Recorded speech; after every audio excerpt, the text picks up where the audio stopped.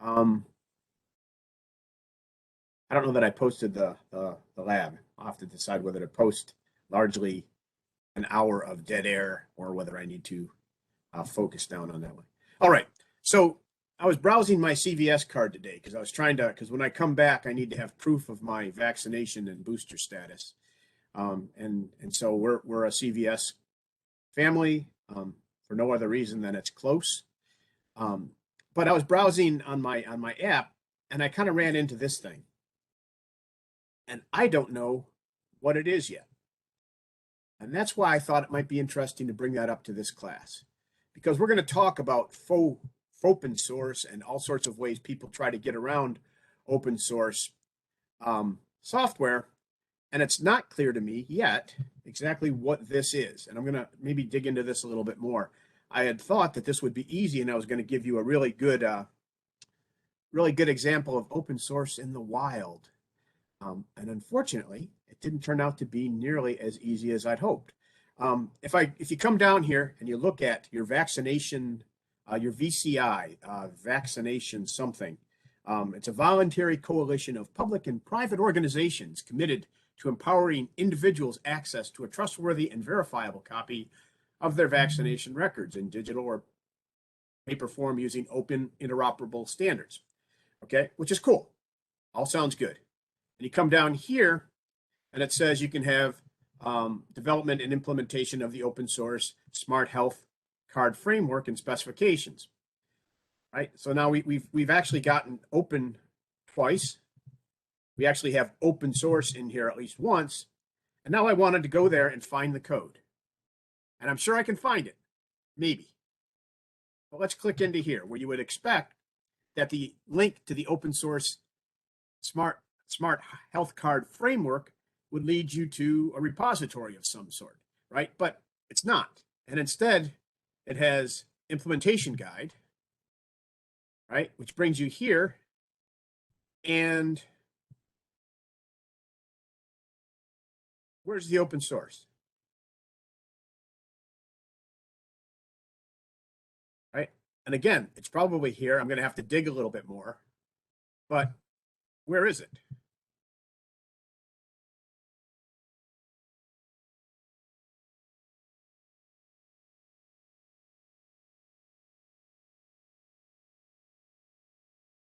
Okay, so we finally find something about 4 layers deep. That's a specification, right? Which is a written document. It's not actually a code implementation. Written documentation is CC BY, which is by attribution. So you have to give them credit for it. But that's about it. You're not going to donate today. Although I will, dang it, I clicked the wrong one. All right, I have donated in the past. I will admit to that. Here's the only thing you have to do is attribution. So certainly the documentation, the standard itself is open and freely available. But you can, here we go. Finally, we've hit GitHub. Okay, so I did actually find something, right? And now let's see exactly what this is. I'm going to go and find the code. It's a public repository. Let's look at the license. Okay, no big deal. It is copywritten, and there we go. So it took me. So I did actually find what I was going to try to show you today. It took a bunch of steps, but we're now actually sitting in the health card code base, and here we have smart card health cards. We have the copyright. Copyright doesn't really impact the rights you have to the code. It just impacts who has the right to tell you what rights you have to the code, if that makes any sense, right? It does have an impact, but if you can see here, this is the license that they're provided it under. It's the MIT license. And MIT is what we would call a very liberal license. And we'll get into licenses a little bit in the future, but here's the line. You can use it free of charge to any person obtaining a copy of the software and associated documentation files to deal in the software without restriction, including without limitation to the rights to use, copy, modify, merge, publish, distribute, sublicense, and/or sell copies of the software, and to permit persons to whom the software is furnished to do so, subject to the following conditions. And there's the following conditions. There's also a limited warranty, or with a no warranty. We give you the code, but we don't warranty that it works, which is good.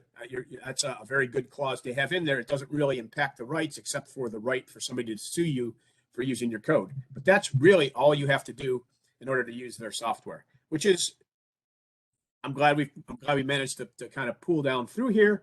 I don't know how much is here yet.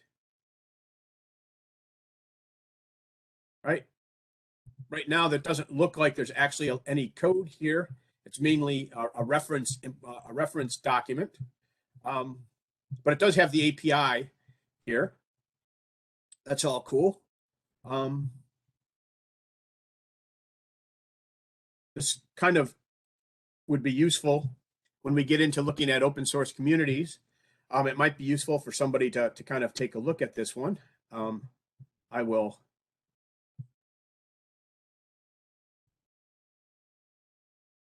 come up here.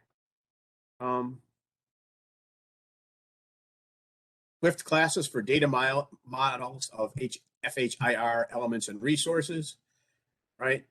And again, we can look down. Let's see if there's a license here. License. You notice that one of the things that I immediately do, here we go. This is licensed under the Apache license, which is not quite as liberal as the MIT license, but it's still pretty liberal. With a link to the license. So anyway, I just wanted to point out that if you keep your eyes open, open source is a lot of places. And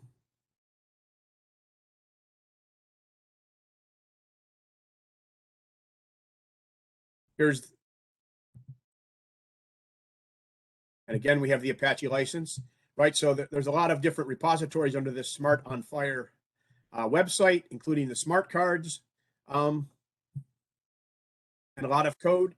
It appears that some of the stuff, the health card framework implementation guide and supporting material, is under MIT. So that is absolutely free to use. Apache is a little bit different. It's not a lot bit different. It's a very liberal license as well. I'm trying to remember the exact differences, but we will get into that in a couple of weeks when we talk about licensing. Any questions on this? I think this is where we were to start with. So I'm going to go down in here and I'll just paste that in to the link into the chat just so you guys can take a look on it. By the way, I would have been a little further along and not wasting as much of your time looking for stuff, except that I made the mistake of updating my iPhone code. And so I didn't have access to my password keeper. And I just was having problems getting to a place where I could actually find where that code was and what it did. So anyway, I just, as I see interesting things about open source, I like to kind of bring them up either at the beginning of lab or the beginning of lecture. And yes, there is no code there yet. Beautiful. Thank you, Eric.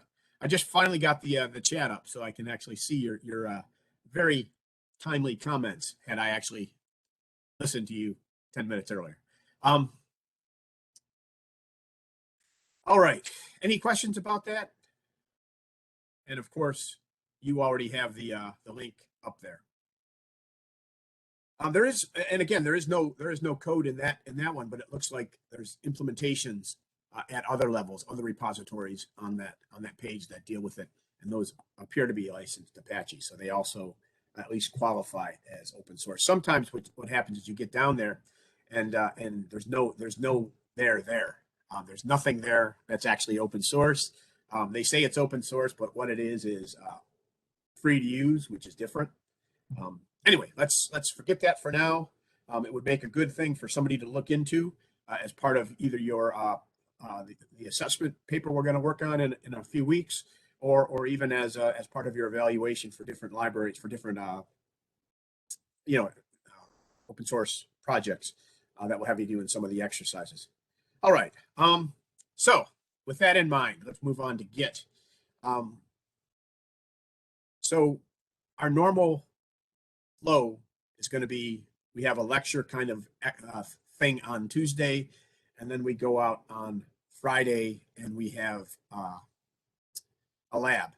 What I'm going to do today, and often what I like to do during these lecture sessions is kind of walk through a lot of examples and kind of move you through the topic that kind of illustrate different things I want to point out and give you some exposure to what you're going to be doing on Friday.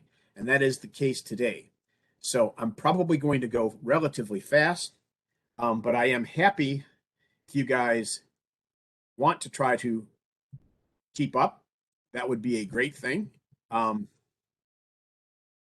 We won't slow down completely, but certainly at the end of the class, and the reason you may want to keep up a little bit is at the end of the class, what we're going to do is we're going to have you guys divide up into groups and kind of get some practical experience on what you're going to be doing in your lab on Friday, or at least work through some of the complications. And the cool thing about it is we're not going to grade this today, right? This is just a work along experiential thing, but it becomes a guide for when you're working on your labs or when you're setting up your projects. So that's kind of what we're doing today. That's kind of what I think should work.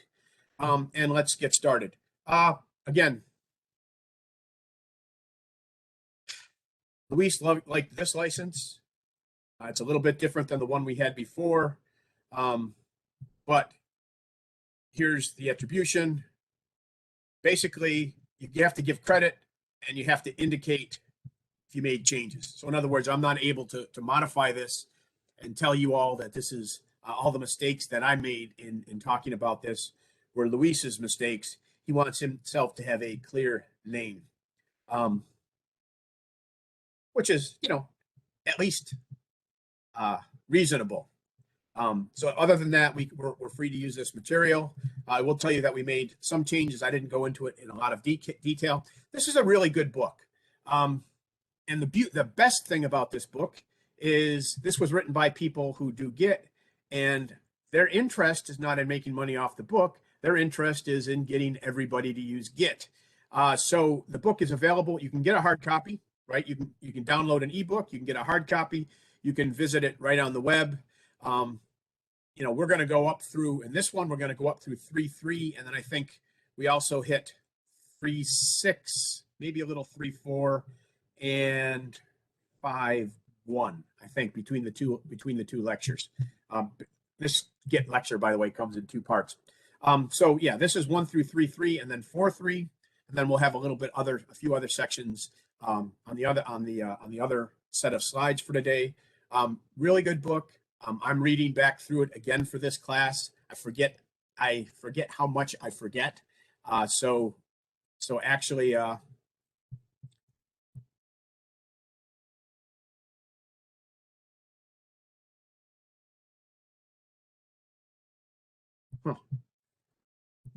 this is interesting. I decided to use the Webex recorder instead of the recorder on my OBS Studio. We'll see how this works today. I've had problems with the Webex recorder in the past, and that's why I stopped using it, but I got flustered today when my phone wasn't up and I was trying to find that website. All right, anyway, we will continue on.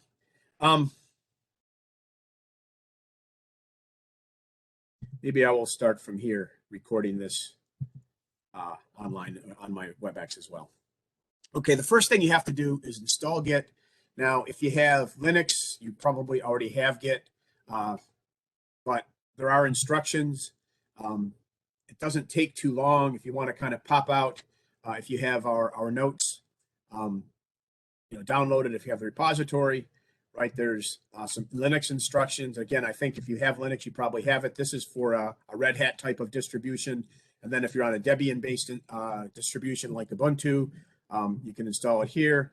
Mac OS, if you install the Xcode command line tools, it just comes in.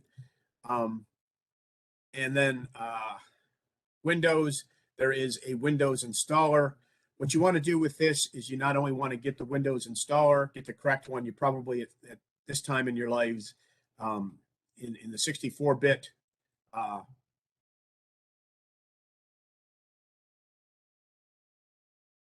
64-bit arena, and make sure you get the Git shell. That's really, when you're doing Git stuff, just open up the Git shell, or you can also use when you install this, you'll have either a command line interface. I'm going to show you everything I do from the command line. It's more powerful. For me, it's less confusing, but you're welcome to use the console if you want. But basically, it gives you a Git bash shell that you can learn to use just like it was in Ubuntu. For my own situation, what I have is I have it installed on Windows as a Git shell, but I also have an Ubuntu installation, right? We did this using WSL2, and Git is just available under that. So I can just come in and get over here, and this is what we'll be doing a good part of the day, and that is a little blurry, I'm sorry. But I can do something like Git. I think it said ask for the version. I'm currently running 2.25.1. Okay, I find this to be very useful. There are a few tricks to get between your Windows machine and your Git machine. Right now, I'm sitting in a Linux world, right? This is the path in Linux, but I also have this set up so that it links to a path in Windows as well. We can help you with that if you want help during lab. Anyway, install Git. It's pretty easy. I've had very few installation problems on any of the machines that I've done it on, so I can say that as far as I know, it's pretty simple. First thing you want to do is you want to tell Git who you are. This is going to be increasingly important as we get toward the end of the semester, because one of the things we're going to look at in determining your grade is we're going to look at how many commits you have. And by telling Git who you are, then it will automatically flag the commits to you. So if you type in, I don't want to be Morthy, so I am just going to type in the first part of this.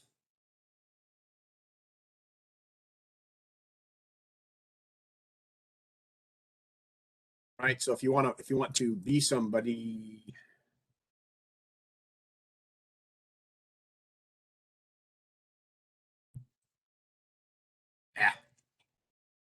hold on just a second. I'm getting myself.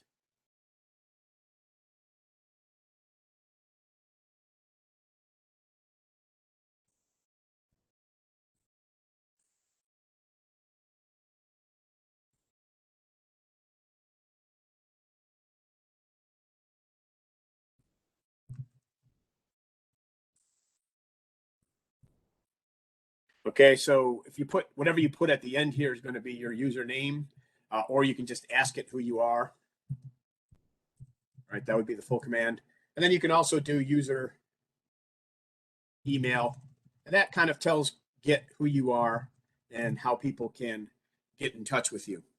It's pretty simple command. Let me think how I can do this and show both of these at the same time.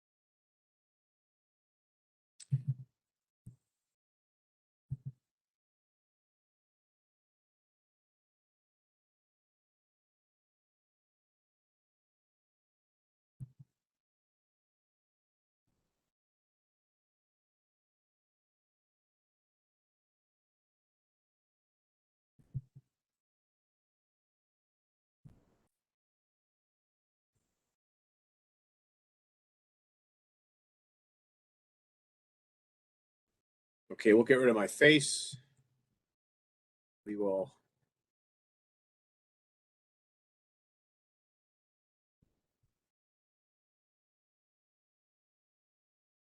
set that right there, I think.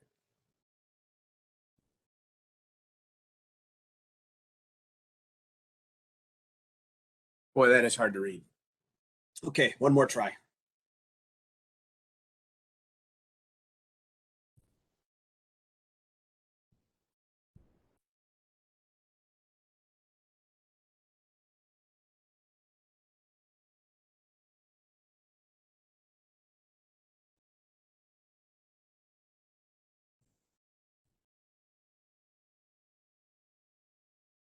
Well, that may be as good as I can do for right now. Maybe I can punch up the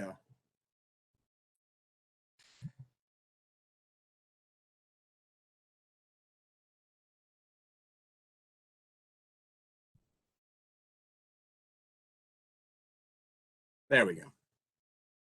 That's just about readable. We'll see how that works.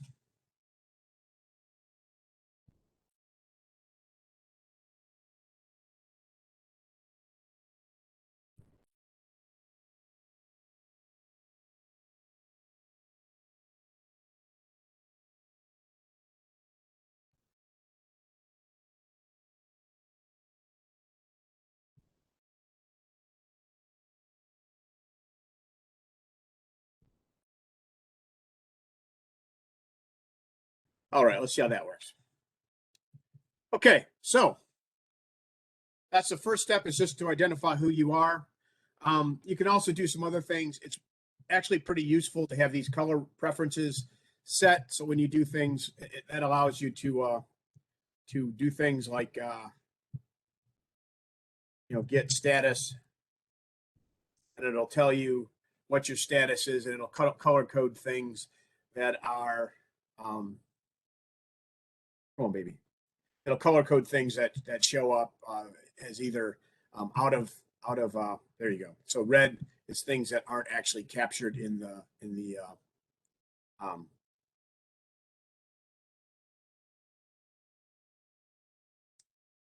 that aren't captured in the repository yet. If I had something in there that was staged, it would come up in green, and it just makes things easier to see. This is exactly what you should see with Git Bash. The reason I'm doing it with Ubuntu is that the reason I'm doing it with Ubuntu is it actually does make it easier for some of the things we do later in the semester to be running in a Linux environment, and that's kind of what we talked about earlier during lab last time. So if Git should look the same whether you're using Git Bash or whether you're using Git raw on an Ubuntu. Okay. So those really don't get into anything, but it does get you to the point where you can actually do something with Git, or you've identified yourself with Git to Git. So it should be useful. See if I can make this a little bit smaller so I can see both screens at the same time on my machine as well. Yeah, that'll do. Okay. The next thing, if you want to see what you've set, you can always do git config -- global -list, which will list everything you have set. You'll notice I've been using the global. Global sets things for your entire machine, right? Anything you put in global will be the default setting for any repository you generate. You can also have local settings specific to particular Git repositories. So you'll notice that there are a few more, like some remotes that I have set for this particular one that are just local to this particular repository and not to every repository I put in. I want to be the same person no matter what repository I'm in. So in general, I use this setting. Obviously I can overwrite this for this specific repository if I wanted to.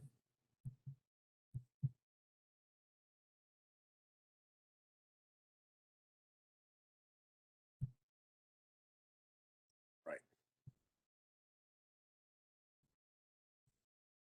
So really, we haven't done anything with the repository yet, but we have kind of started getting ourselves set up. The next interesting thing is that Git wants to know who you are, and it's making it increasingly hard to do things anonymously. Or at least GitHub is making it increasingly hard to do things anonymously. So what we want to do is we want to use a public-private key to identify ourselves to Git. The username should match your GitHub username, just because that's the name that's going to go on your links. So if I'm trying to trace it through, and I go to GitHub and I find you, and you've changed your username for this specific repository or for this class, then it's going to make it hard for me to follow your link. So whatever account you want to use on GitHub for this class, that username should match that. Otherwise, one, you're not going to be able to log things out. That this is going to allow you to auto log into. Once we generated our SSH keys, it's going to allow you to auto log and auto send things to GitHub. So unless you're actually identifying yourself correctly, this will be a little more difficult. So anyway, yeah, use your GitHub account. And now we're going to show you how to tie your GitHub account to your Git on your current computer. What we need to do is we need to come up with a secure way to identify yourself. And the secure way to identify yourself is going to be using an RSA key or an SSH key. The beautiful thing about this is you're always the same person, or at least, whichever SSH key you're using, you're that person. You don't need to type your password. You don't have to authenticate yourself, because the authentication is done automatically using this public-private key pair. So let's start off by going to, let's see, where do I want to be? I'm going to go to GitHub here.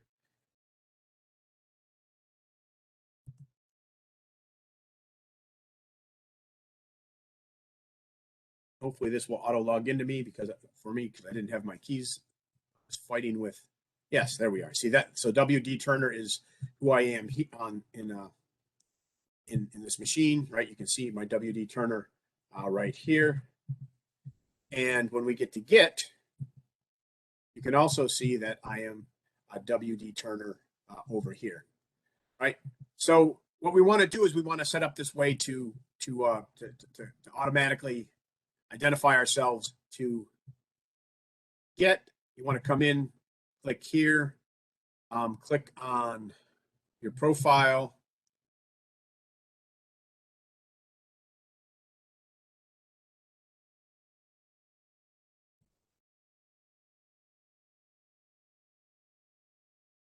Sorry.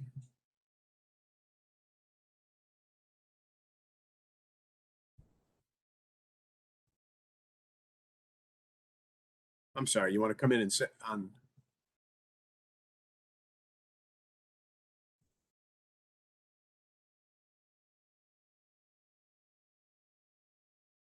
settings. I'm sorry, not profile, settings. This will bring you to a page that looks like this, not at all like the page you were looking at before. Okay, and you can come down here and you can go to, I think it's security. Oh, I'm sorry. It's SSH and GPG keys. Let's get back to.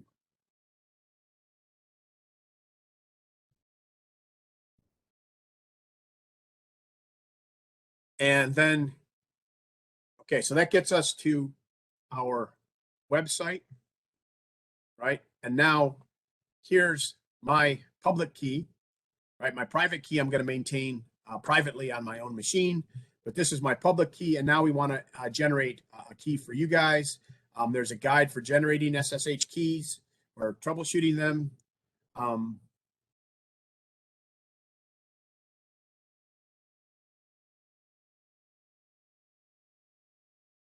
Right, in particular here, how to generate a new SSH key.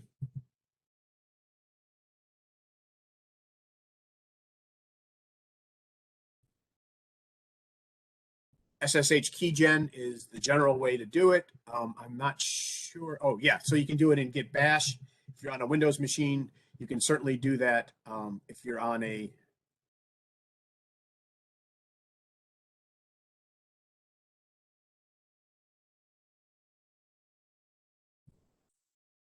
Linux box as well. So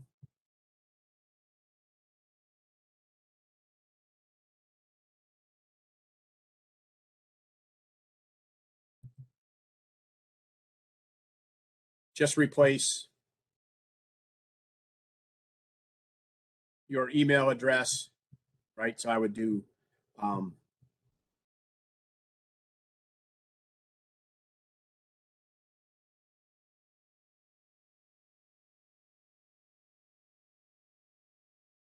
at gmail.com. And in general, you're going to want to save it right here. That will put it, well, right there. I am going to save it in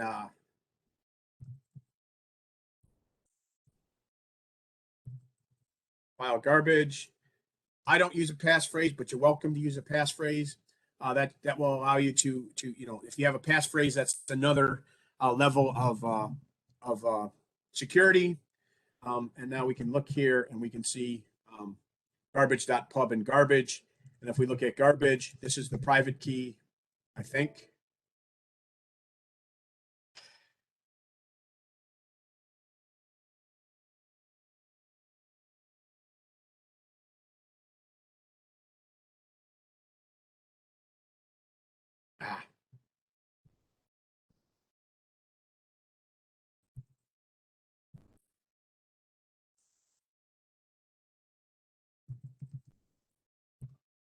Okay, there's the private key. I'm going to throw this away, so I don't care if you guys have a photogenic memory. You can quickly figure this out. But this is the private key. This goes in my personal directory /.ssh. And then there's also a public part of the key,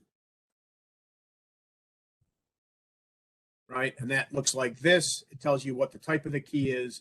And you can see down here at the end, it has my email address to verify me. All right, so we put the private key in our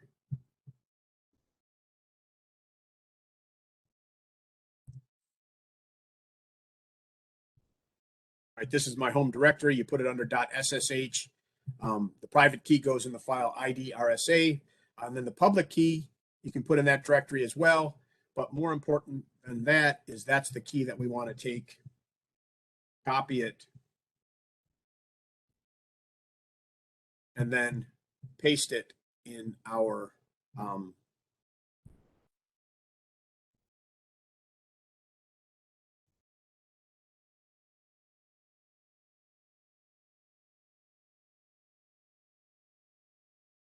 right, paste it up here in our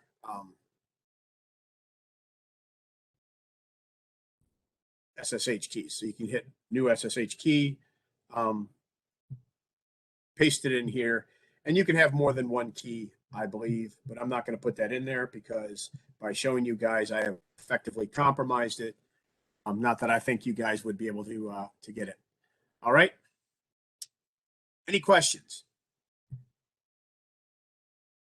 This is something you're going to do once or once per computer. You don't have to do it all that often. And trust me, it is going to save you a lot of frustration trying to get things logged in, particularly because GitHub will not allow you to just type in, if you're trying to log in without an SSH key, if you're trying to push a change without an SSH key, it no longer likes you to do that. And it actually wants you to set up is it here?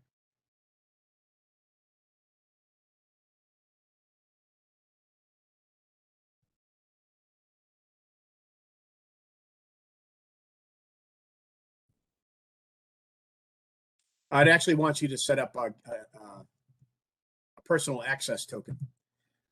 So if you have to set up a personal access token anyway, you may as well set up an SSH key. It's not all that much harder. Your personal access token identifies you as well, but you actually have to put in. I'm not going to do this. You actually have to put it in every time manually. So they're not exactly equivalent, but give yourself an SSH key and go with that. I think is probably the best way to do it. All right, any questions? All right, let me go back to our notes wherever we are. I am happy. It took me a while to decide to go ahead and do this.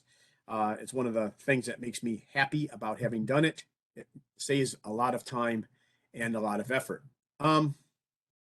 This just walks you through it. You can either put in a passphrase or not put in a passphrase. We looked at the ID RSA pub.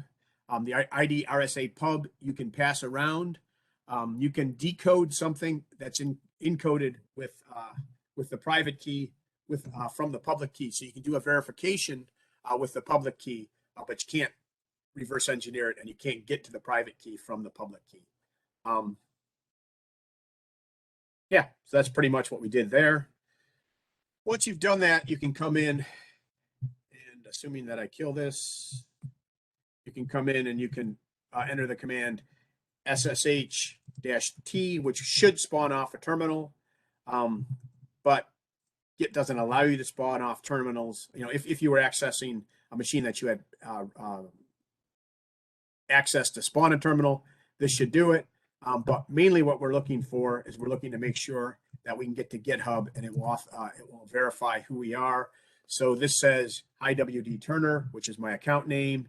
And it says, you know, we don't provide shell access, but you are authenticated and you can get to your account from now on from this machine you're on. All right.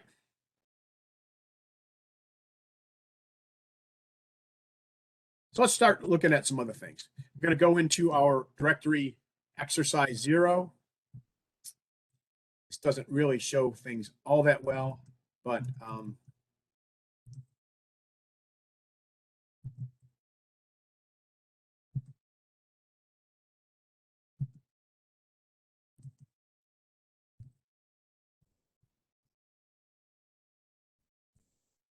no use contaminating my repository. So we'll go into exercise 01, I think is what it is. And we'll go in there.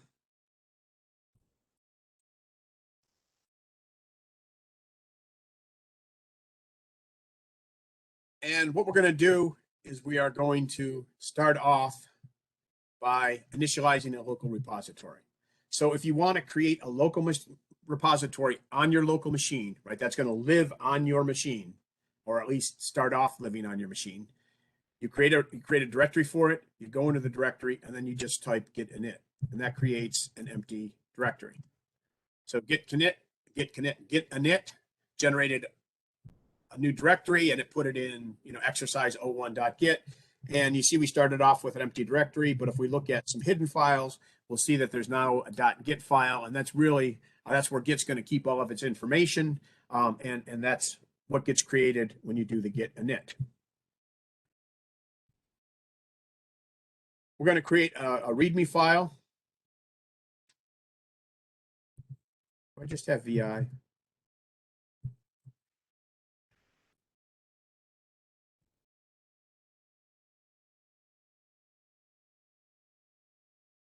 See, it's trying to come up with a, if I had an X server, it would bring up a new window, but I don't want a new window because I want you guys to see what I'm actually doing, and I'm not sure that the way I have this set up, you would see that.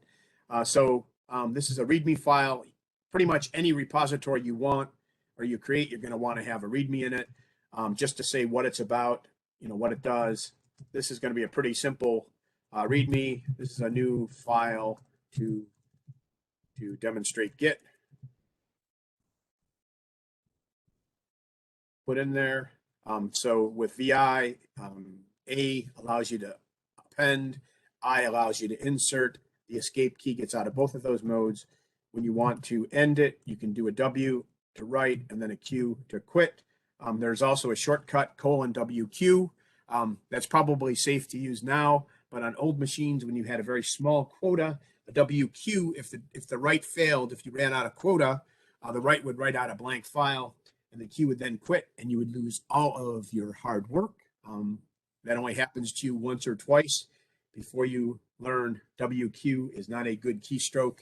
:W, :Q, write and then quit in separate steps is much safer. So now if we look here, we actually have the README file there, and we can look at the file, right? I'll do a cat on it.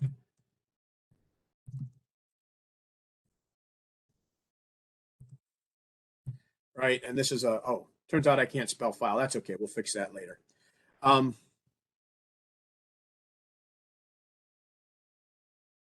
Actually, it would have worked. That wasn't a Vim bug. It was any editor bug. It would have had an issue with Emacs as well if you quit before. It shouldn't quit if the write fails. That is true. But there's also honor in learning to be self-controlled. All right, so we have a new file. We spelled file wrong. Yeah, here's some Git commands in case you're not up for it, and we can see our file there. What we can also see now is we have something in our repository that we can look at. So we can ask for a status to see what the status of our repository is. And if we look in this nice red, because we have colors set up there, what we can see is that we have a file there, but the file's red and it's untracked, which means that Git knows it's there, or the file system knows it's there, but Git isn't currently tracking it yet. You haven't said this is something you want in your repository. So what we need to do now is we need to, we need to actually put this README into our repository. So we will do an add. And what add does is it puts it into a tracked state. So in this particular instance, this puts it into the staged, right? So anytime you make a change to a file, either add the file or change it, you have to add it, and that puts it into a staging area where things are ready to be committed. And what this allows you to do is it allows you to put all the files you want to go in together into the stage, and then do a commit to push them all at once. So if you have 30 files and you have to kind of cut and paste to get which 15 you want in one commit, this allows you to do it. You can do the staging to get yourself to the set of files you want to be used for this specific time.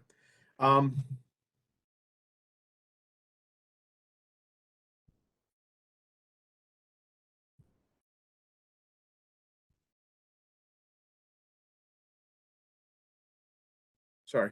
Okay. Got lost where I was. Okay. Once you have the file stage that you want to go in on a commit, you can do a git commit.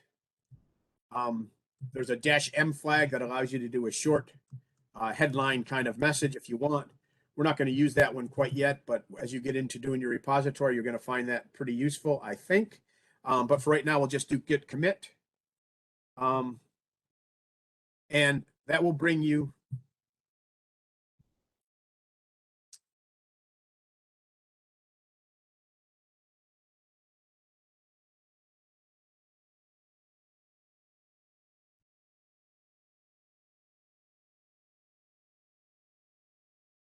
that's not doing what I wanted to do.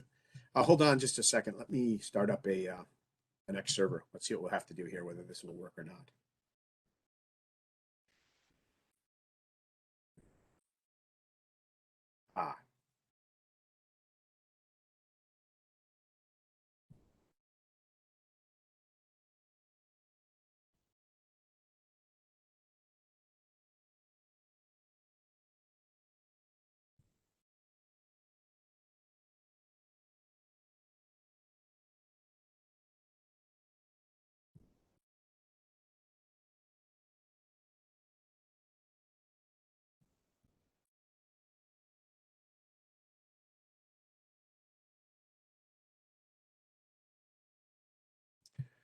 Let's see if this works better or worse, or doesn't work at all.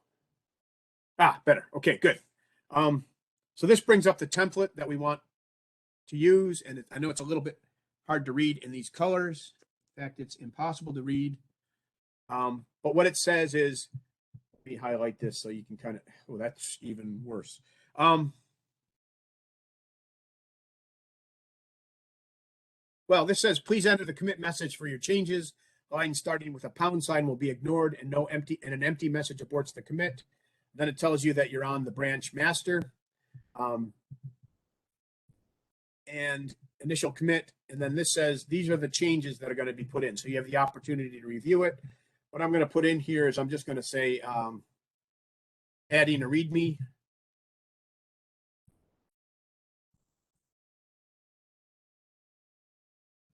What you generally do is you put in a short headline message, kind of like the subject line of an email, and then down here you would say something more explanatory. I just created a new repository, and the README is very, very, very important, or something like that. And then you do a WQ, and that ends it, and it puts your file now in the repository. And when we look at it, it's going to tell us that we're on branch master and there is nothing to commit. The working tree is clean. All right.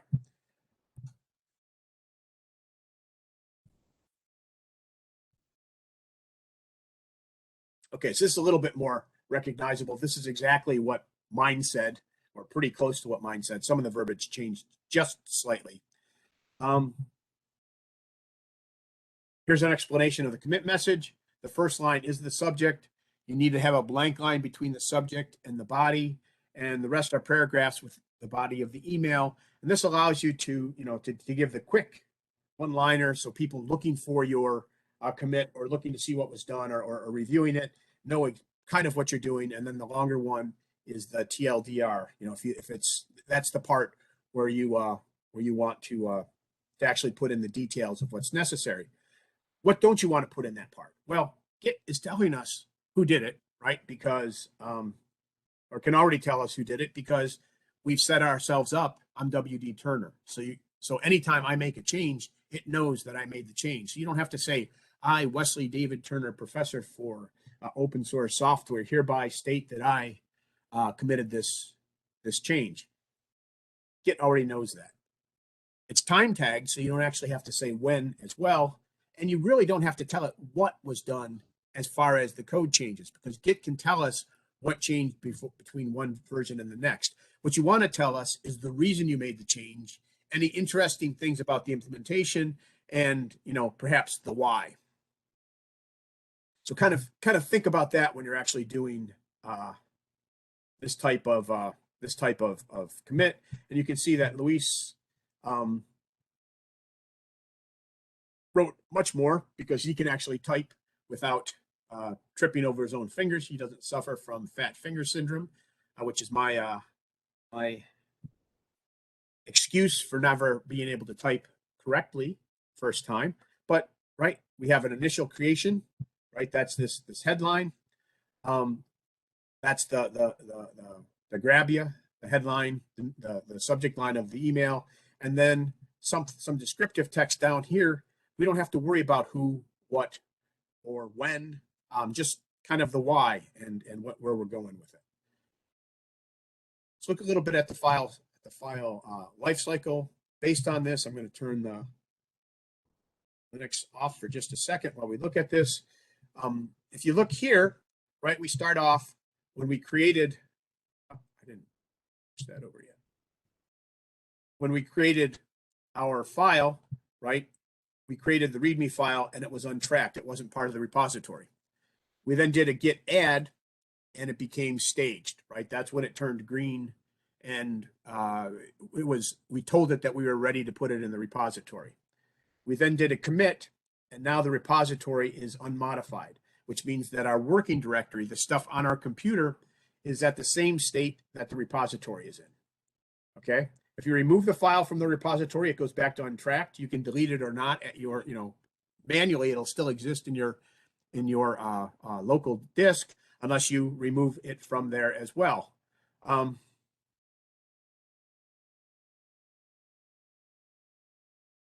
Once you're unmodified, if you edit the file, it then becomes modified. We'll do that in just a second. In fact, well, yeah, let's do that right now. We can come in here and we can say, well, let's do it in a second because I have to bring the screen back.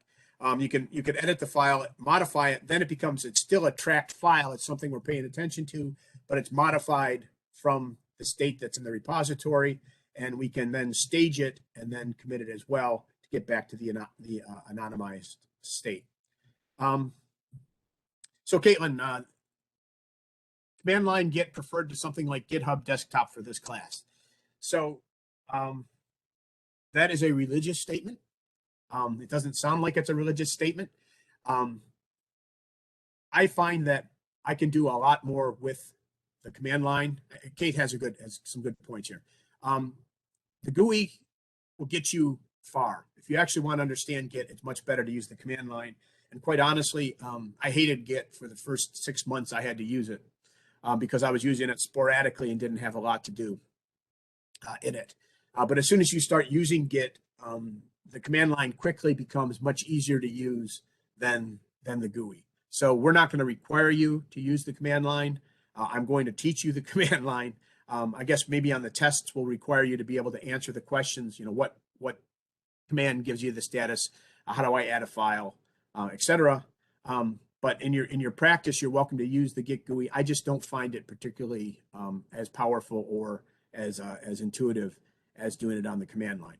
You know, then again, I preceded Windows, so there's that to be said. Anyway, I like command lines. All right, so let's move on to it. One more slide and see where we are. This says there are 3 states, but there's 3 locations or three caches of files. This is kind of another way of looking at this diagram, right? Basically, you have your working directory, and that's the code that you're currently working on. Let me pop this back in again, because I think this may be useful again. Maybe not. We'll see.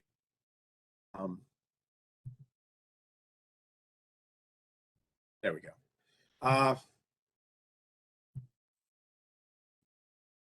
There you go. Come back.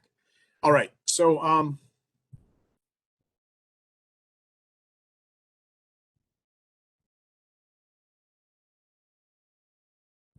right, this is my working directory. Right, this is my working machine. This is, I can do anything I want here. I can make a new file.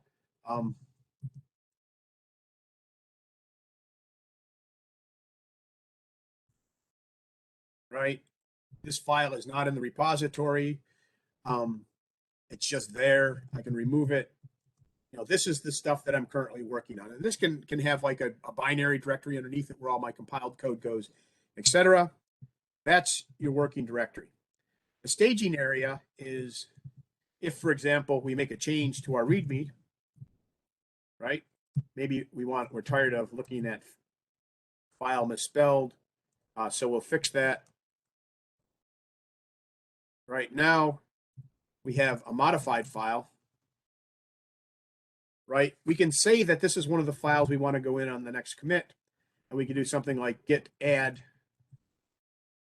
readme, and that moves it into the staging area.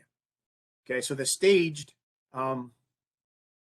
area is where we hold our changes as we're kind of building our commits. So here's where we work, we make changes, we do stuff, we do testing. When we're ready to actually make a commit, we take all the files that we want to be part of that commit and we put them in our stage. And then when we're done, we can commit to our Git repository. And once that's committed, then then we can check out the project. If we're committing changes from our working directory, these should be in sync now. But then we can create a new working directory by checking out the project and pulling it down to another place. All right, does that kind of make sense? Yeah, and Caitlin, you're welcome to, I do want you to learn these commands, but yeah, I'm not a big fan of, I don't know. I particularly dislike the one that's in the Visual Code. So Visual Studio's interface has a Git client there, and boy, I can never figure out how to do anything there. I almost invariably have to drop down to the command line because they don't use the same language even. But the Git GUI is better than that. But again, I kind of prefer this. All right. So any questions about the 3 states or staging, difference between staging and committed and the working directory? All right. So what do we have so far? Well, we've created a directory. Yeah. Leave it to Microsoft to not use what everybody else is doing. All right. So we have this repository, and we actually have a repository here, right? That's what the Git status tells us. I've put one file in it. It's not extensive right now, but it's something that's there. Right now, this is nowhere else, right? There's not a place where you can get a hold of it unless I give you access to my machine, which we can do. But right now, this just lives on my machine. And one of the benefits of Git is there are repositories online that allow you to hold all of your files publicly so that you can share them with as many people as you want, or as many people as want to have access to them. But we have to get from here to there. So let's look at what it would take to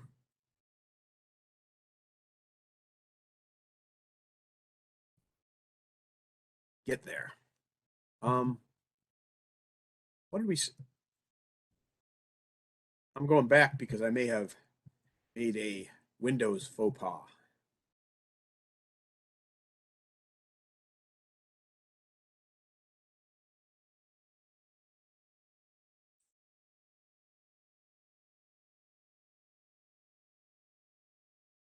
No, okay. I use the right term. Okay, good enough.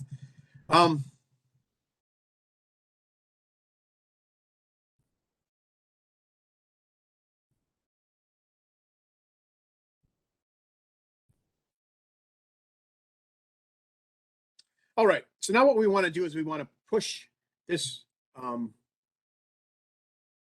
We want to push this elsewhere. We want to be able to give access to other people.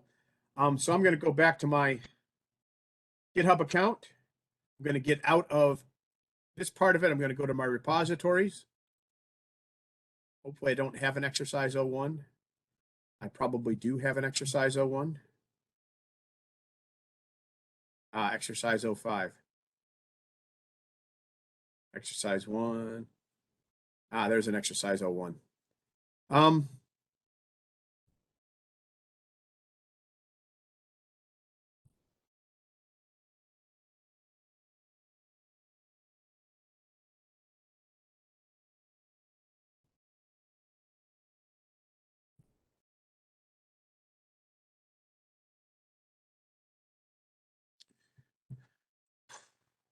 All right, so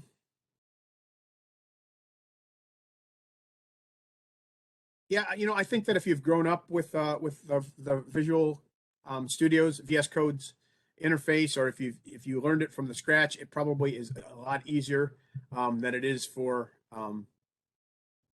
me, because I didn't do that.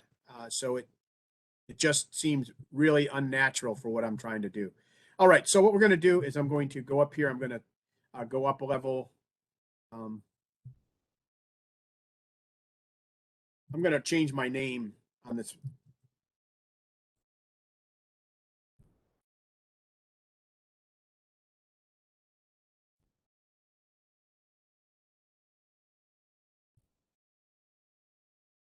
Just to make it so I have a separate repository.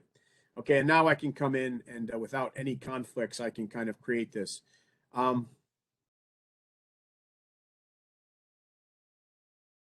We'll come into my repositories tab. I'm going to create a new repository, and we are going to name it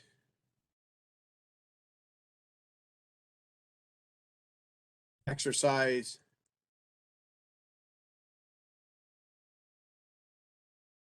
O1 S22. Okay, and we can put in a description, demonstration for class. We want to make it a public repository. In general, open source, it has to be public. We're not going to initialize the repository. Let's see what we're supposed to initialize the repository with, just so I stay with the script.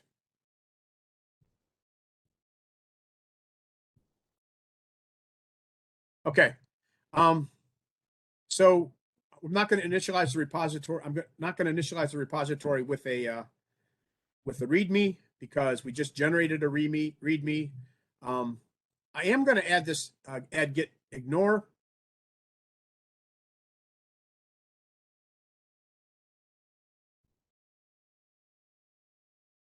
And we will choose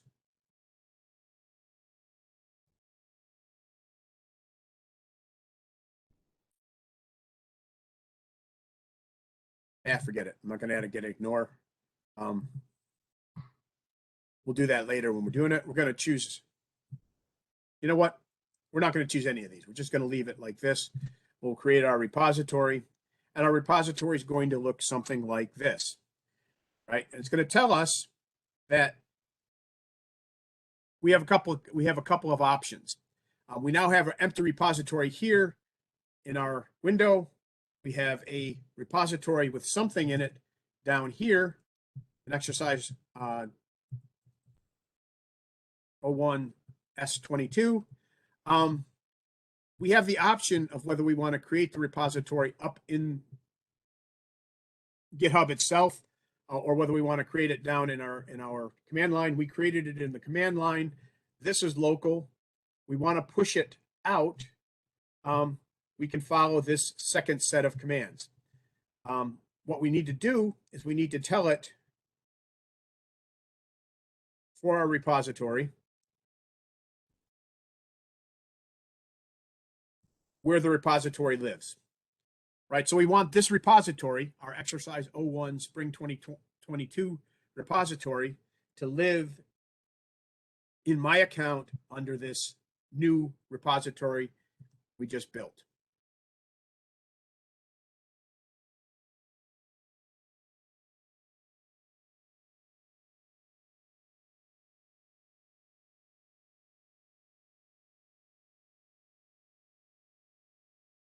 This next line is not in your notes.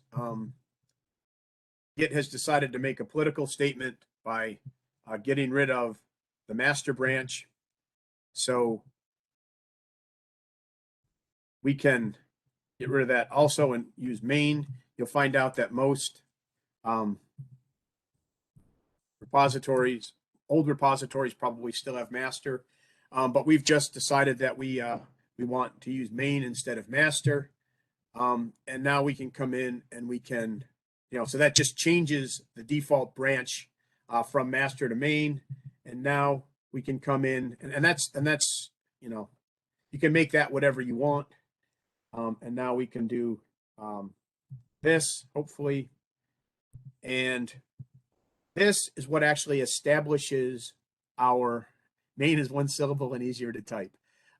Sure. We can actually push to origin, right? And if you look here, right, we have what we did with this line was we told our local Git on our machine where we wanted to store this repository on the web, right? And we told it we want to store it at the repository we just created. And to do that, we set up this origin. Origin is the name of the remote, and origin points to this.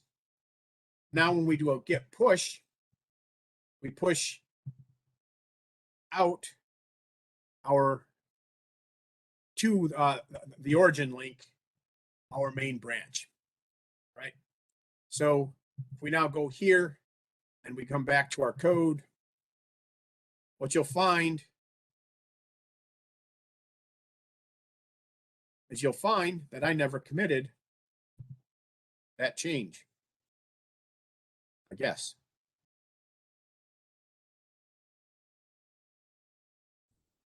Nope, I left it in the stage, right? So what you'll see is that we have now set up our repository on the web that has exactly the files at the state they were in when we pushed, right? We have this staged but uncommitted change down in our local repository, but our remote repository now contains all of the files that we wanted to have there.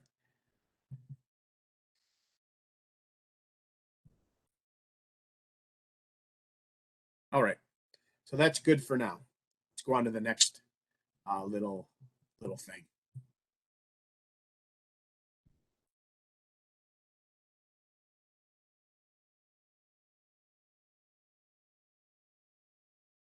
Okay. If you're following along, let's go through and do some changes. Did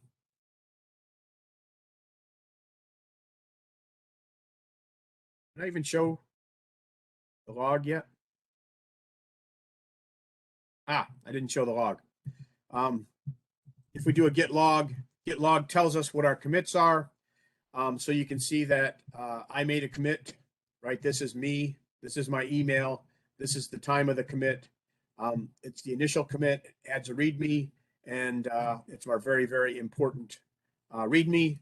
And now we have some new changes. We can do a Git Diff that tells us what the changes. It's already staged it. It's looking at the working directory, but we can look at the changes we have in there. So we've staged this change to go in. We can do a Git Commit. And this time I'm going to show you the shortcut.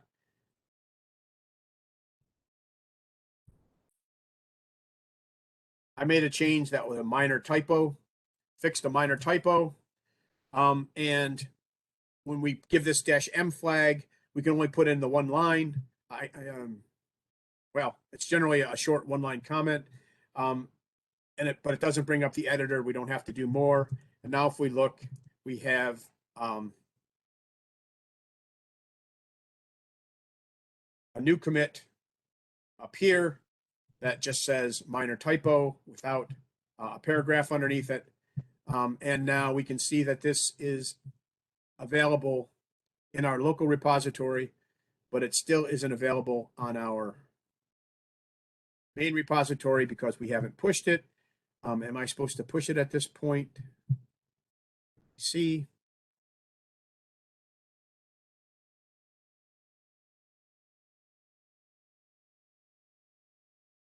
No, at least it doesn't look like it. Okay, so let's continue on. One of the important things that Git allows you to do is it allows you to have multiple concurrent changes going on at the same time. And of course, you don't want them stomping on one another. And this isn't just working with other people and not stomping on changes. This is working on with yourself. So if you do a Git branch, this tells you the branches, the parallel changes you have going on. Right now, we just have one branch. It's the main branch. We're calling it main.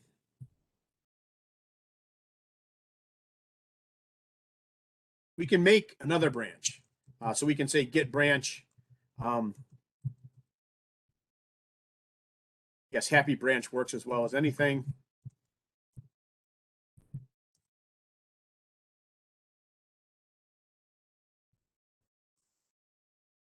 Right, and now we have two branches. The start indicates we're still on main. We can move over and do a checkout, and that will pull from the repository if needed to get us back to the happy branch state. But happy branch is the same as main right now. Right, so we're on branch, happy branch now, and happy branch is now green and starred. All right, so now we're working on parallel changes.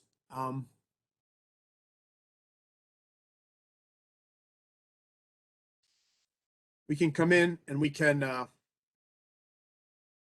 edit a file.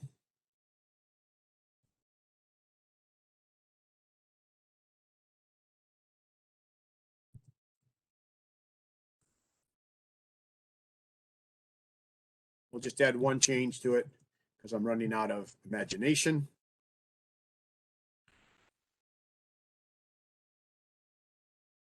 Right, we now have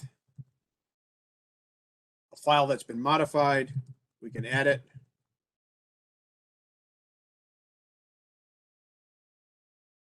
And we can commit it. And I'll do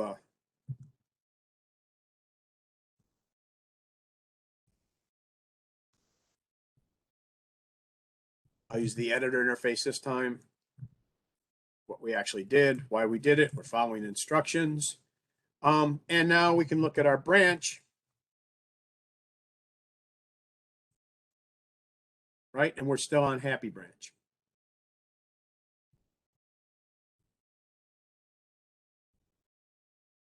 And we can do a git diff main, which says take the branch we're currently on and diff it against the main branch.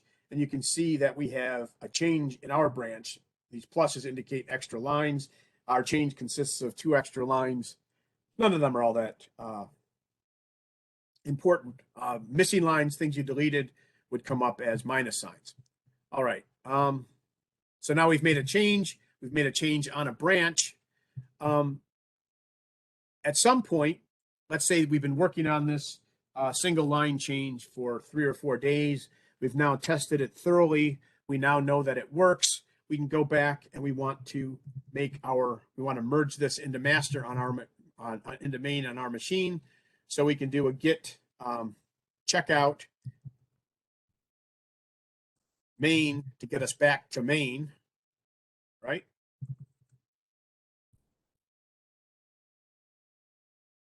Right, so now we're on main, and now we can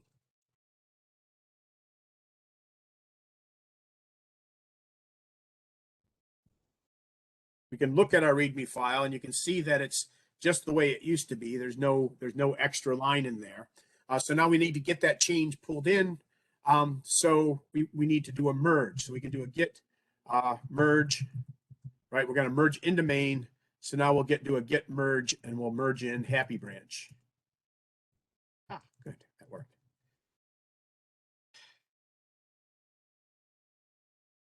Okay, and now if we look at Readme, we actually have all of our changes in. So our happy branch is pretty much dead. We've gotten it. I guess we can keep it around for a while. I was going to delete it, but that's not what's in the notes. Okay, and we can do it again. We can do this as many times as we want. I'm going to do it. I'm going to do a, if we look at the branches, I'm going to show you a shortcut here. You can also do, right, you create a branch with the git branch command, but you can also do a git checkout with a -b to create a branch and switch into it at the same time. So git checkout -b happier branch is the same as git branch, git checkout happier branch, git branch happier branch, git checkout happier branch. And if we look, we now have 3 branches. It says to do it again, so we'll vim the readme again.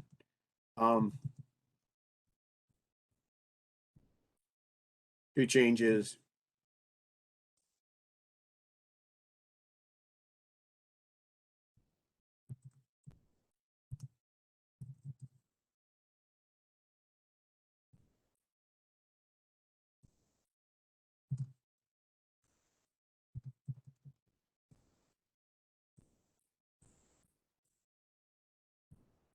Okay, and we can look at our log, and we can see that all of our changes are in here, right? This is our most recent commit. This is the commit we started on happy branch. This is the typo fix. This is also, and then this was our initial commit. And by the way, this initial commit is what is up at origin. So now this particular branch has 1, 2, 3 changes that aren't reflected in origin. The main branch has, I think, 2.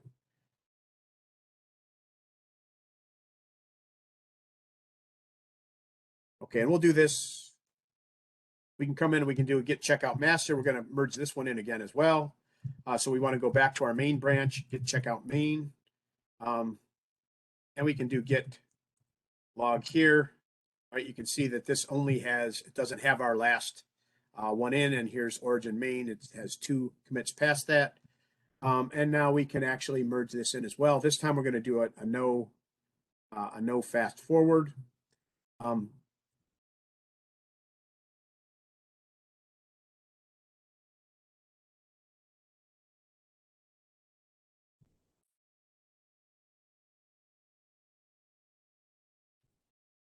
Fast forward merges are if we have a common ancestor. So there's a common ancestor between the commits we're making and the main branch, in other words, main hasn't progressed onward past the point, or actually main doesn't have some weird stuff, additional merges in, then all we really have to do is update the pointer for main to be the end of our current branch. That's a fast forward merge. It's very fast. You don't get merge conflicts, but sometimes it's not what you want to do. You want to actually flag every merge you put into the system, or maybe you're at a point where a fast forward merge won't work. Git will try to do a non-fast forward merge if it needs to, but if you want to force it to, you use that no FF flag, and when you do, you'll be brought into this to put in a merge commit.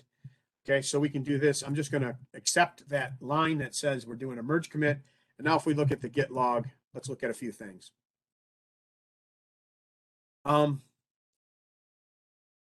start from down here.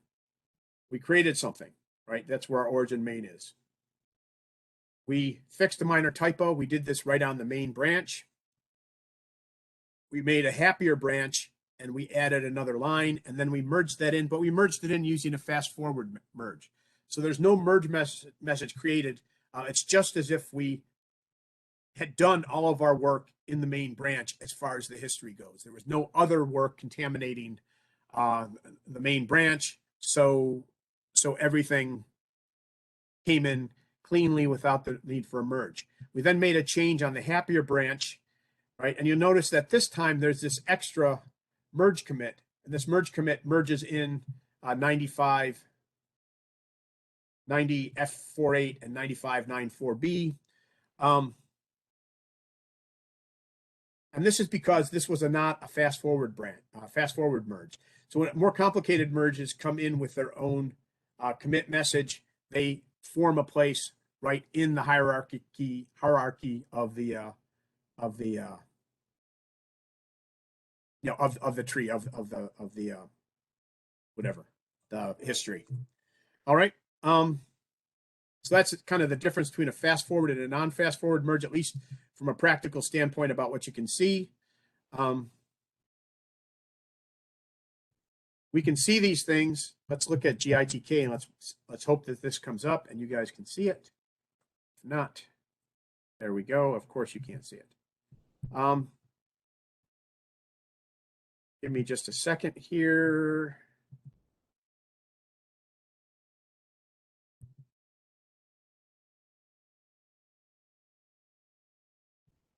There we go, I think. Nope, I still have to push it to the, there we go. All right, Gitk is a way to visualize things. You can see that these are our commits. Right, here's where we created the file. This is also what's at our remote, at our origin remote. We fixed a minor typo that's sitting on our local machine. This is where happy branch was pulled in, and it is pulled in a straight line. There's no, once we've merged it in, there's no indication that it ever existed, except that currently it's still flagged as being in the repository. Happier branch, this we did in a non-fast forward merge. So what we did was we branched out and then we forced an explicit merge back into main. And we can look at these, right? We can look at all of the states of the files and the commit messages. So this was the first one. This was the second one, right? Minor typo. These are the changes. So if you want to kind of browse through, Gitk is one way to do it. All right, any questions?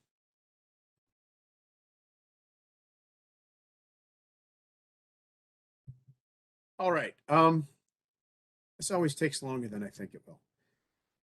Hopefully I think we're near the end of this one, and you guys are welcome to try that.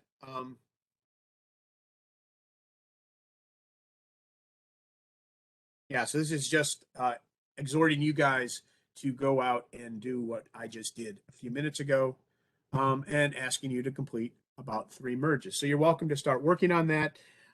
That's kind of fun. You guys should be able to go through that and do that from everything that we've discussed about. While we're doing that, I think what I'm going to do is I'm going to start on, because we're running out of time and we have about 25 minutes, and I'll probably take about an hour and a half. We will kind of go on with this. And again, this just adds on 3.6 and 5.1. You'll find those kind of interesting. It's not a lot of reading this time, but I would actually recommend reading the entire book. But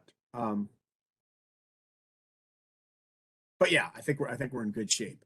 What we're going to want to do now is we're going to want to go in and we're going to go the other way.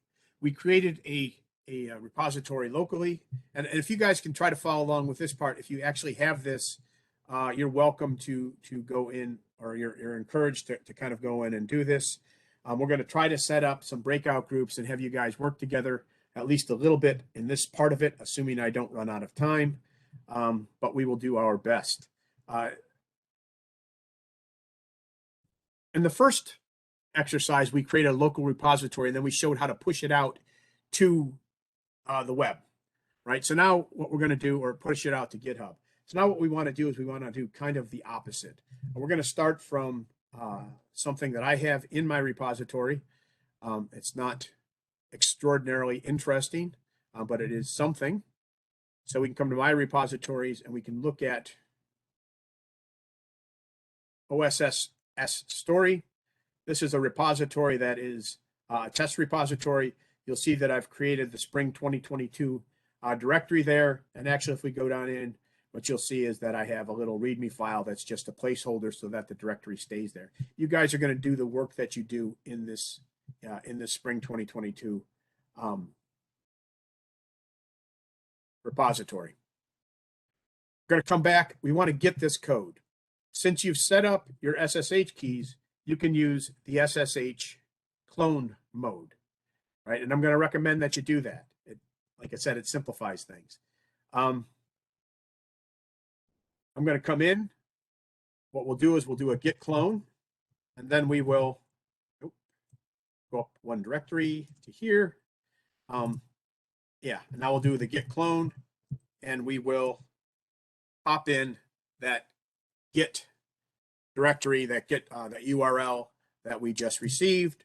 And what this will do is this will set up a copy of the OSS story, which is essentially empty, on our machine.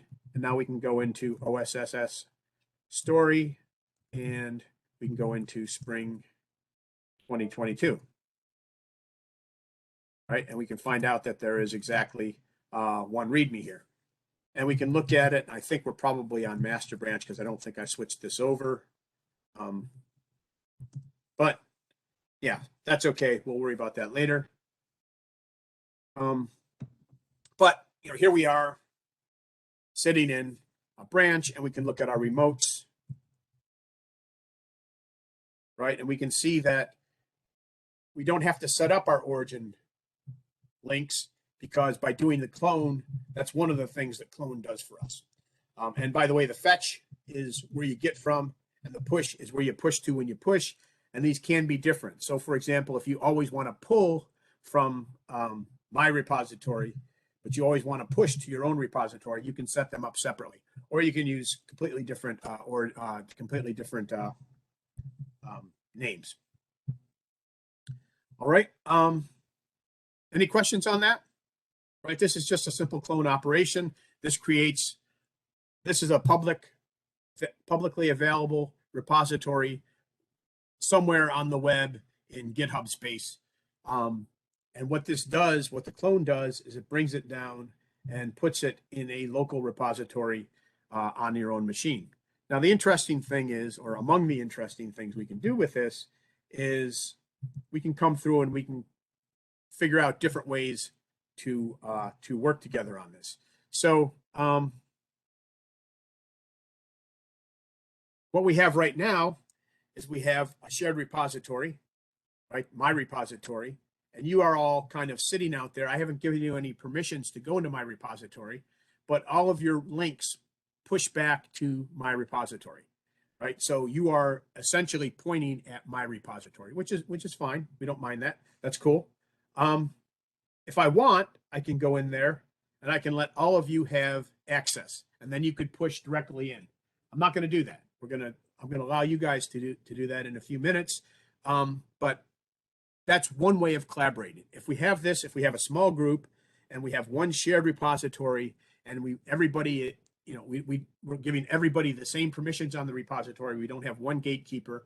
We can go in and we can give everybody collaborator abilities. And generally in most of my non class demo repositories, I'll have a couple of collaborators who can push out as much as I do. So for example, we maintain our slides and we maintain our course material for CS1 in a private GitHub repository, so that you guys can't go out and steal all of our great homework ideas. But Professor Mushtaq and myself and Cheyenne and other people have the ability to collaborate and make changes directly into that repository. Small projects, this works well on. Larger projects, you start running into issues where people,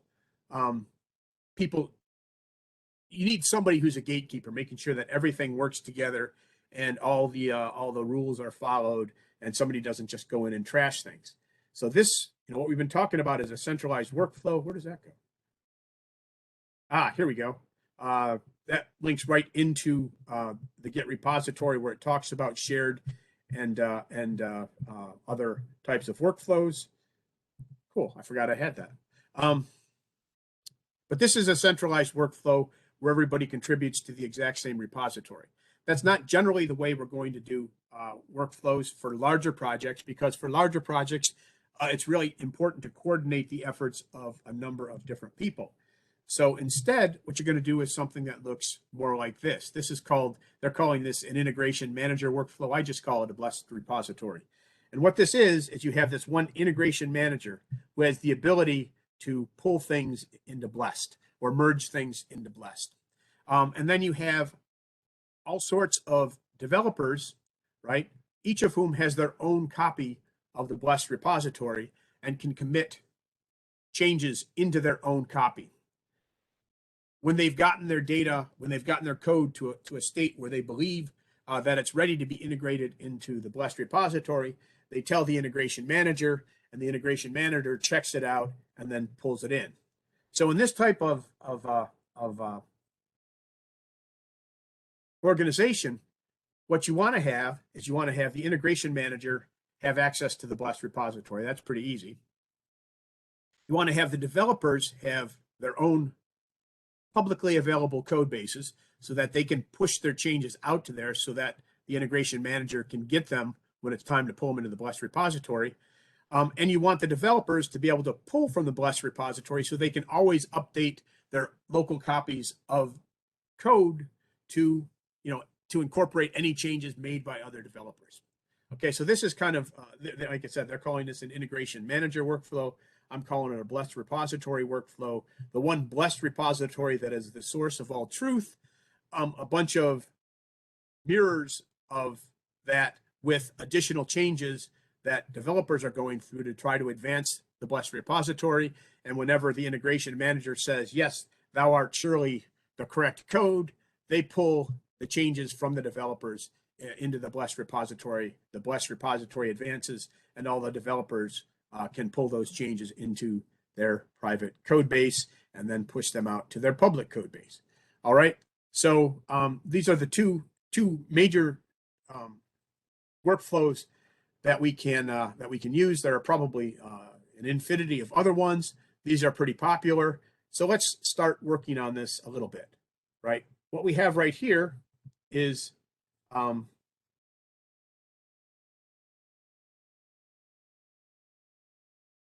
everybody is pushing to my repository, to OSS story under WD Turner. But if you've pulled this down, you have your own local repository on your machine.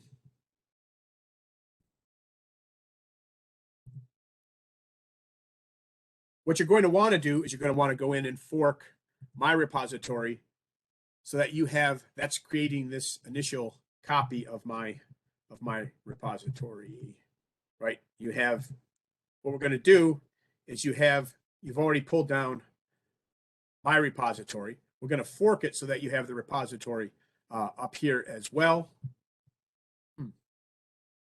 Technically, you wouldn't have to do this. We could we could make this work otherwise, but just as kind of the way we're stepping through this, that's what we're going to do next. So you can come in here, right, and this is under WD Turner. This should be a fork of, well, we will fix this. I think I should have had you, there should be one under Arcos that I should have had you, create.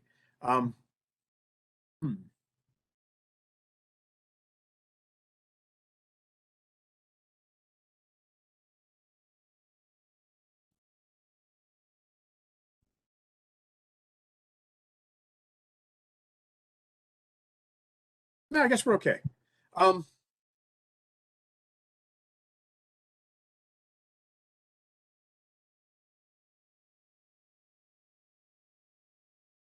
Okay, so what you're going to want to do is you're going to want to create a fork, and you do that by coming up and clicking on this fork button, and what that will ask you to do is where you want to fork. You know, for me, I have a fork of it in Arcos OSS story. Hopefully, this will just take me there. Right, so you click the fork, and what it does is it creates another copy of another public copy under your GitHub account, right? And it'll have its own access, right? So this one, instead of having WD Turner, has Arcos here, right? Same with the HTTPS, right? So now we have a mirror of the Blessed repository under my account. And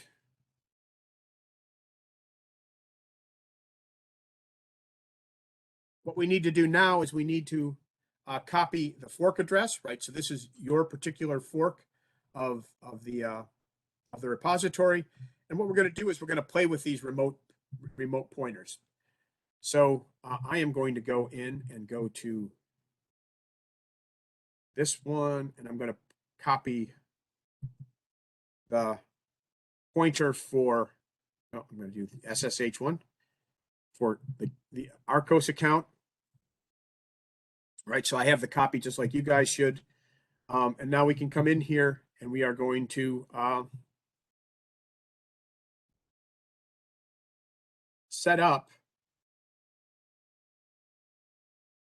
reset our origin pointer to be something else. So we're going to do a git remote set URL, right? So we're going to change the URL.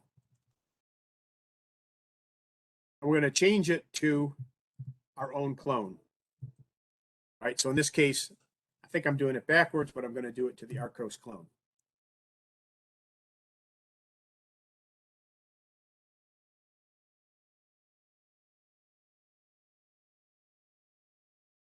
I forgot you got to tell it the name of the remote you want to set. So now if we do git remote -v, what we'll see is I now still have only the origin path, but the origin path now points to the one on Arcos instead of the one on WD Turner, right? So now what I've done is I've established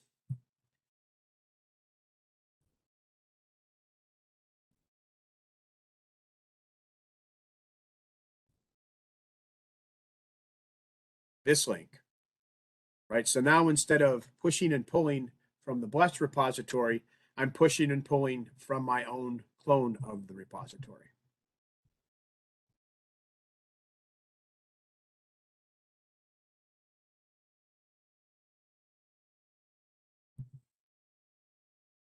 Okay. And now, what I'm going to do is I'm going to try something that I haven't tried before. I'm going to set up breakout sessions. Let's see, we have, how many people do we have in here? We have in about 37. I'm going to set up about 5 breakout rooms. There'll be about 8 of you per room. I'll do this randomly.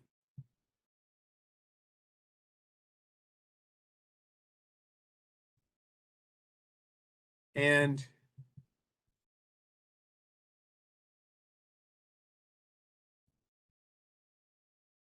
Can you guys see who you're in session with? Oops.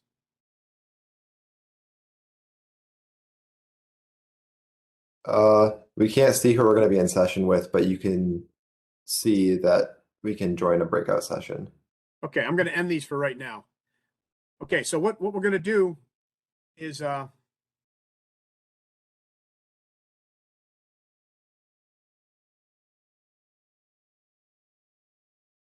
got to wait 48 seconds for all the breakout sessions to end so I can complete talking. But I'll keep talking to you guys while we're going on. What we're going to do is we're going to kind of work through these last few slides. So if you have problems finding the slides, if you don't have access to them, let me know. I'll come into your breakout room and try to push these through. But we'll give you about 10 minutes to kind of go through, and that'll be for the last part of class. We'll just kind of go through this. Got it, everybody?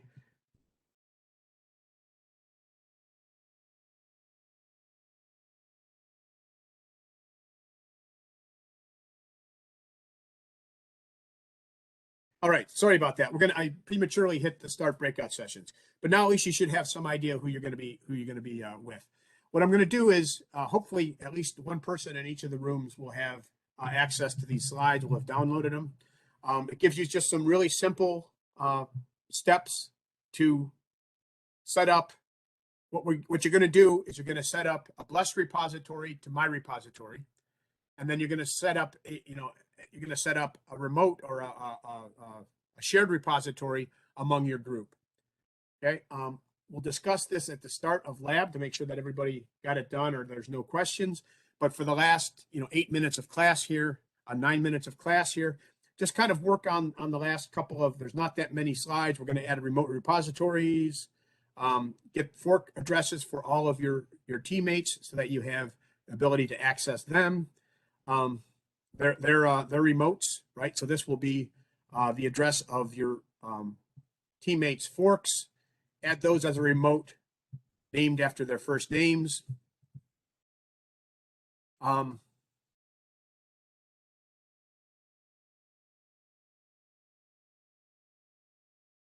haven't checked whether this still works well, but we don't really have much where that's necessary. It's just kind of setting it up so that you're set up to do it. And then this should point to one of your team should be the owner of the centralized repository, and the link upstream should point to their repository. Once you've done that, then everybody, he should add or she should add all of you as collaborators so that you can push directly there. And then just go through a few exercises to kind of get practice in working through these different workflows. It's about 10 slides, but it's pretty fast. There's not really a lot here, but you can look at and pull. And then at the end, what you're going to do is the guy with the central repository is going to go in and push. Actually, I guess it's more than that. I'm going to let you guys work on this. We'll talk about this at the start of lab, but if I don't get you to your breakout groups now, you're not going to be able to do it. So yeah, let me know if there's any questions, but work on this and we will meet up again shortly. All right.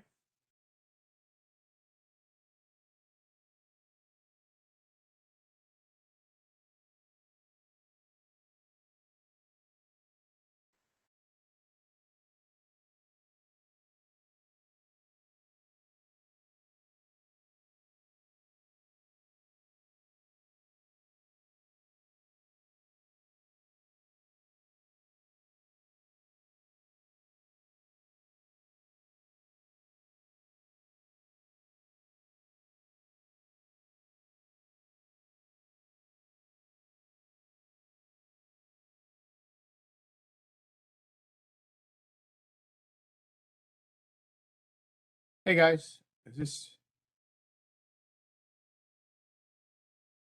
Hello, you guys here?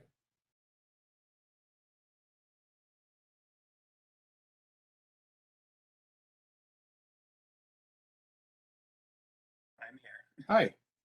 All right. So who's gonna take charge here?